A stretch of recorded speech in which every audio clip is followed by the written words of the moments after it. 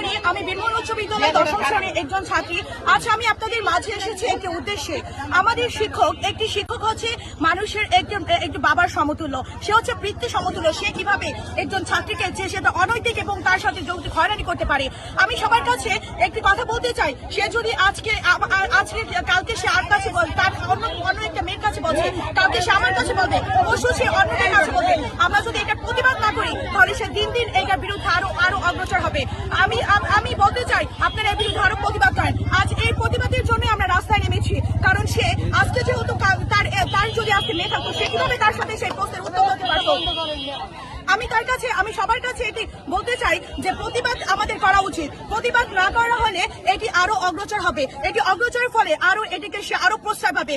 যে অপরাধ করে এবং যে সহ্য করে সমান অপরাধী, তাই আমরা অপরাধ সহ্য করতে পারবো না। আমরা শিক্ষার্থী হিসাবে অপরাধের বিরুদ্ধে রুখে দাঁড়ানো আমাদের উচিত। এর বিরুদ্ধেই আমরা আজকে এই পথে নেমেছি। ধন্যবাদ সকলকে।